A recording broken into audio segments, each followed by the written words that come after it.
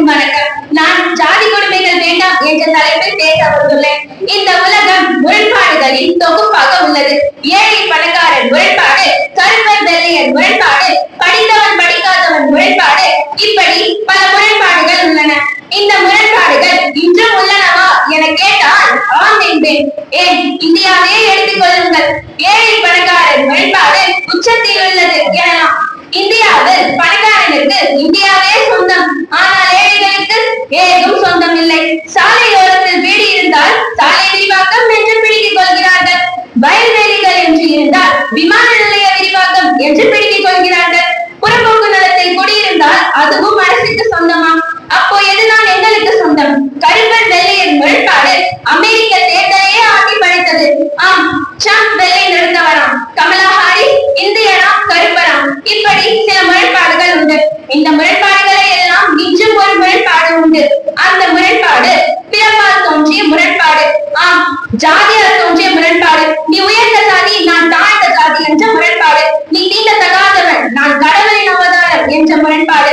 இந்த முரண்பாடு என்று தோன்றியது எனக்கு தெரியாது, ஆனால் இன்னும் மாறிக்கம் செலுத்துகிறது என்பது எனக்கு தெரியும். வள்ளுவர் பிறப்புக்கும் எல்லா உயிருக்கும் என்றார். கனியன் பூங்குன்றனார் யாதும் ஊரே யாவரும் கேளீர் என்றார். திருமூலரோ ஒன்றே குலம் ஒருவனை தேவன் என்றார். பிற்காலத்தில் தோன்றிய காரல் மார்க்ஸ் உலக தொழிலாளர்களை ஒன்றுபடுங்கள் என்றார். இப்படி பலர் ஒற்றுமை பற்றி கூறிய போதும், வேற்றுமை வேண்டாம் என்று கூவி கூவி அழைத்த போதும் நாம் ஜாதியை விடவில்லை. இதற்கு என்ன காரணம்? ஜாதி கடவுளோடு இணைக்கப்பட்டது, மதத்தோடு ஐக்கியமாக்கப்பட்டது, கலாச்சாரத்தோடு பிணைக்கப்பட்டது. இதனால் ஜாதியின் ஒவ்வொரு கூறும் ரத்தத்தில் ஜீர்ணிக்கப்பட்டுள்ளது. ஜாதியால் உயர்ந்தவனும் ஜாதி இருக்கிறது என்கிறான், ஜாதியால் பாதிக்கப்பட்டவனும் ஜாதி இருக்கிறது என்கிறான். இதுதான் முரண்பாடின் உச்சகட்டம். சென்னை போன்ற பெருநகர்களில் வாழும் மக்களுக்கு ஜாதியின் கொடுமையை அதிகமாக உணர வாய்ப்பில்லை.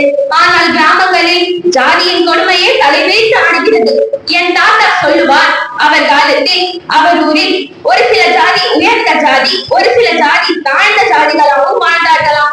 உயர்ந்த ஜாதிக்காரர்கள் வாழும் தெருக்களில் கீழ் ஜாதிக்காரர்கள் சென்றால் காலில் செருப்பு போட்டு நடக்க கூடாதாம். செருப்பை கையில் எடுத்துக்கொண்டுதான் நடக்க வேண்டுமாம். ஊரில் உள்ள பொது குளத்தில் குளிப்பதற்கு சென்றால் ஒரு சில ஜாதி குளத்திலிருந்து தண்ணீரை எடுத்து வந்து கரையில் வைத்துதான் குளிக்கணும். இன்னொரு ஜாதி இடுப்பளவில் தண்ணீரில் இறங்கி உட்கார்ந்துதான் குளிக்க வேண்டுமா. இவர்கள் எக்காரணத்து கொண்டும் நடுத்தண்ணிக்கு செல்லவும் கூடாதாம், நீச்சல் அடிக்கவும் கூடாதாம். பொது கிணறுக்கு தண்ணி எடுக்க சென்றால் கீழ் ஜாதிக்காரர்கள் கிணற்றில் இருந்து தண்ணீரை எடுக்க கூடாதாம்.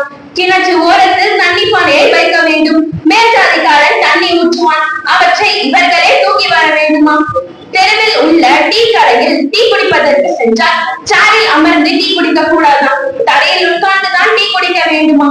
டீ குடித்த அலுமினியம் குவளையை அவர்களை கழுவி வைத்திட வேண்டுமா. மேல் ஜாதிக்காரர்களை சேர்ந்த பெண்களை பார்த்தால் வயசு வித்தியாசம் பார்க்காமல் வாங்கனாட்சியார் என்று அழைக்க வேண்டுமா. அதே போல் ஆண்களையோ அல்லது சிறுவர்களையோ பார்த்தால் வாங்க சாமி என்று அழைக்க வேண்டுமா. இதே போல் எந்த ஒரு உரிமையும் இல்லாமல் கொத்தடிமையாக வாழ்ந்தார்களாம். இதை சிறிது கற்பனை செய்து பாருங்கள் சென்னை வாசிகளே. இன்னும் சில ஜாதி கொடுமைகள் அசிங்கமாக நடந்தன, அவற்றை இங்கு சொல்ல முடியாது. ஜாதி வெறி என்பது மனிதர்களுக்கு மட்டுமல்ல, கடவுள்களையும் அசிங்கப்படுத்தியுள்ளது. சான்று சொல்வதாக இருந்தால், கிராமங்களில் உள்ள கோவில்களில் எல்லோரும் வணங்கும் தெய்வமாக இருந்தது. குறிப்பிட்ட ஜாதிகளுக்கு மட்டும் குறிப்பிட்ட தெய்வங்கள் உள்ளன. அங்கு நடக்கும் கோவில் திருவிழாக்களில் இவர்கள் கலந்து கொள்ளவோ, தேரில் படம் பிடித்து இழுக்கவோ, அங்கு நடக்கும் ஜல்லிக்கட்டில் விளையாடவோ இவர்களுக்கு அனுமதியே இல்லையா. காரைக்குடிக்கு பக்கத்தில் உள்ள தேவக்கோட்டை என்னும் ஊரில் அங்கு நடக்கும் கோவில் திருவிழாக்களில் குறிப்பிட்ட ஜாதிகளுக்கு வன்பிடித்து எடுத்த அனுமதியே இல்லையா. பல வெட்டுக்களும் குத்துக்களும் உயிர் பலிகளும் இன்று வரை நடந்து கொண்டே இருக்கிறது.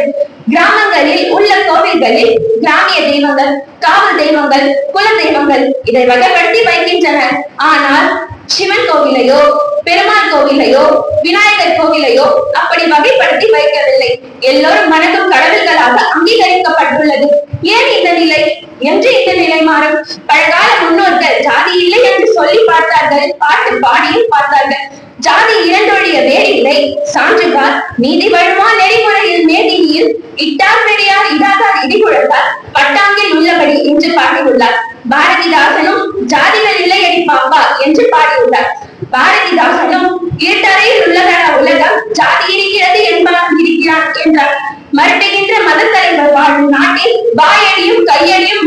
என்னாலும் மானம், அறிவு, மனிதனுக்கு அழகு என்று கூறி பார்த்தார்கள். மனிதர்கள் மாறவில்லை. புதிய வடிவில் தீண்டாமை தலை தூக்கி உள்ளது.